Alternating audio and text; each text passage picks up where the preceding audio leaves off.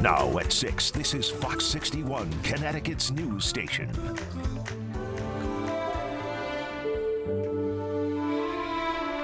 He's always for the poor and down and out people. And being from Argentina, he went all around the world and he served the whole world. Now at 6, Connecticut's faithful reflect on the life and death of Pope Francis. And as Catholics worldwide mourn, many are making their way to the Vatican. You're taking a live look outside St. Peter's Basilica in Vatican City. The crowd was much larger about an hour ago. You can see it starting to thin out now as it gets dark. But as the Pope's funeral arrangements start to take shape, it's only expected to grow. Good evening and thanks for joining us for the Fox 61 News at 6. I'm Bridget Buorlo. And I'm Brent Harden. Parishioners honored the Pope today at a service at the Cathedral of St. Joseph in Hartford. Fox 61's Alicia Hercules was there and talked to people about how they will remember Pope Francis. Parishioners at the Cathedral of St. Joseph say that although they're in mourning after the death of Pope Francis, they will never forget his humanitarian work and his love for the world. Grant that your departed servant Pope Francis, whom you made successor of Peter and shepherd of your church. People gathered at the St. Joseph's Cathedral in Hartford to honor the life and legacy of Pope Francis. He became the first Latin American pope when he was elected in 2013. Francis was known for his openness to others. Francis approved a ruling that allowed priests to bless same-sex couples without blessing the relationship. He also named the first woman to head a major Vatican office. Hartford Archbishop Christopher J. Coyne says it was clear that the Pope loved and cared for all people. His humanity. Like John Paul II, John Paul II was very human too. Pope Francis was human in a completely different way. Janet Piper was able to see Pope Francis twice in Rome in 2022.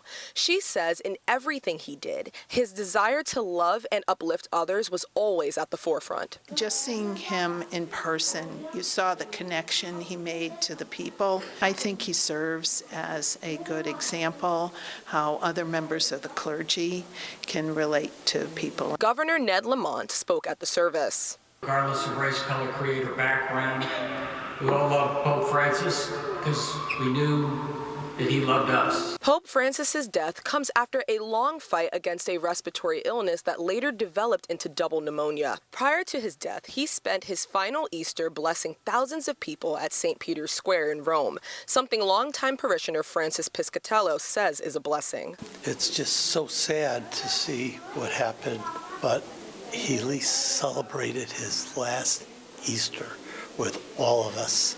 It's amazing. The Vatican will observe 9 days of mourning. The Pope's funeral is expected to be within the next 4 to 6 days. In Hartford, Alicia Hercules, Fox 61. Great, Alicia, thank you. And today the Vatican announced that Pope Francis died of a cerebral stroke that led to a coma and later heart failure. He was admitted to Rome's Gemelli Hospital in February for bronchitis that developed into double pneumonia.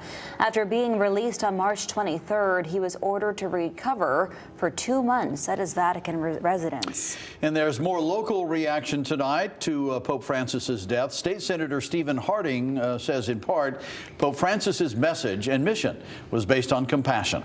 Compassion for the less fortunate. Compassion among races and religions. He was loved by millions of people across the globe. We collectively remember that compassion and we mourn his passing.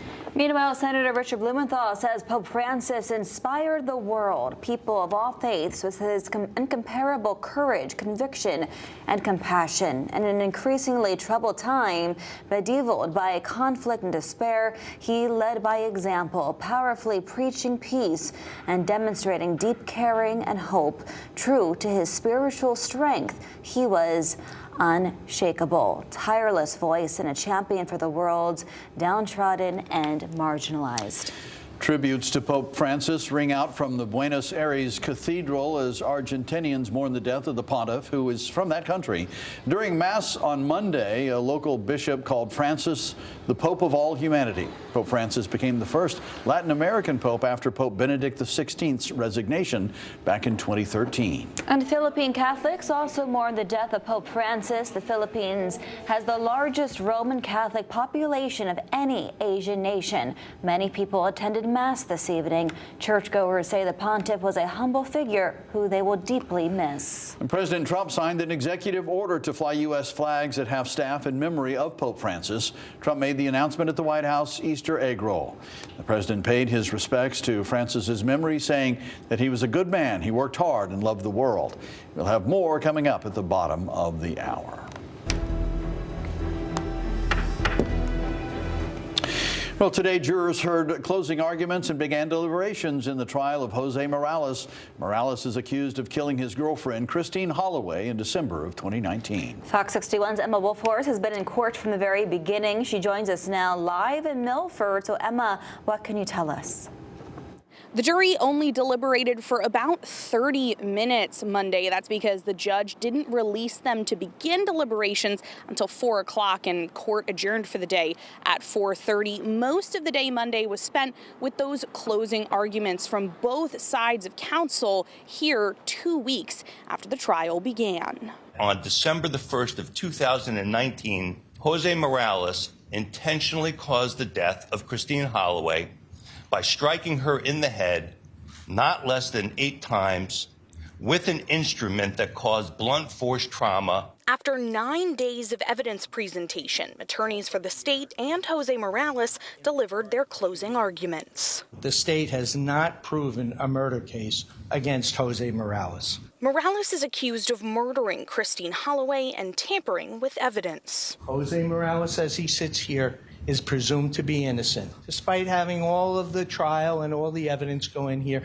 he's presumed to be innocent. Morales' attorneys claim the state did not prove specific intent to kill. They pointed to Morales' story that intruders broke into Holloway's Myrtle Avenue home on December 1st, 2019, killed Holloway, and kidnapped their 1-year-old daughter, Vanessa, who is still missing. The defense also argued Morales' self-admitted use of PCP altered his mental state that weekend. This is not some manufactured story from 5 years later. Morales' story is completely consistent from December of 2019 right up through and today. The state told the jury the forensics of Holloway's death can be interpreted as intent. There is no particular length of time necessary for the defendant to have formulated this intent. In other words, intent can be created in an instant. The state also claimed Morales' actions after Christine was killed show he was cognitively functioning and not significantly disrupted by PCP. The state's attorney ended with a call to the jury. No calls for help for Christine. No calls for help for the missing child. I would respectfully request a verdict of guilty to the crime of murder and to the crime of tampering with physical evidence, and ask that you bring justice to Ms. Holloway and to her family. Now, those 2 charges Morales faces, murder and tampering with evidence, the judge instructed the jury to consider each of those charges and counts separately, and they can come to independent verdicts for either of those counts. Now, if the jury finds not guilty unanimously for the murder charge, they can consider lesser charges, for example, manslaughter in the first degree. But again, that can only happen if the jury unanimously finds not guilty on the murder charge. If not, they have to consider those first 2 charges, murder and tampering with evidence. The judge called the jury back to continue deliberations Tuesday at 9:30 a.m. In Milford, Emma Wolfhorst, Fox 61. And we are streaming the Jose Morales trial right up until a verdict is reached. You can watch it live through the free Fox 61 News app. You can also stream it on Fox 61 Plus, on Apple TV, Amazon Fire, or Roku. Download it on your TV and watch for free. Michelle Troconis appeared in court today. Her case will continue through June. Her new legal team is trying to get her contempt charge dismissed, but no ruling was made today on that. She is currently serving a 14.5-year prison sentence for her conviction on charges related to the disappearance and presumed death of Jennifer Dulos. Troconis is accused of displaying a court-sealed child custody document on her laptop during that trial. Well, today, Newington police released an update in the tragic 3-vehicle crash that happened over the weekend. They say evidence at the scene does not appear to show that the surviving victim of the crash was at fault. They also say the vehicles involved were not stolen or driven by anyone without the owner's permission. The investigation will take several weeks, even months. Meanwhile, the Newington community continues to mourn the tragic death of 4 people, one of them a high school senior. 17-year-old Gabriella Defoe, her mother Florida Teneo, and Jeanette Teneo were killed. The name of the 4th victim was released this morning, Maritza Smith. A 5th person involved in the crash was hurt but is expected to be okay. And a memorial for the victims was laid out near the site of the crash on Wallard Street. Newington Public Schools superintendent sent a message to families saying there be crisis support staff on hand for students and faculty. Police say the physical evidence at the scene paints a picture that appears the surviving victim of the crash was not at fault. The investigation will take several weeks or even months to complete. And new information tonight about a deadly stabbing that happened in Danbury over the weekend. The victim has been identified as 22-year-old Jorge Michael Andrade Vera. Police say the incident happened around 12:30 Saturday afternoon on Granville Avenue. Officials say the suspect is 21-year-old Brian Eduardo Caceres Pinguel. He's charged with murder, assault, along with other charges. He is currently being held on a $1 million bond.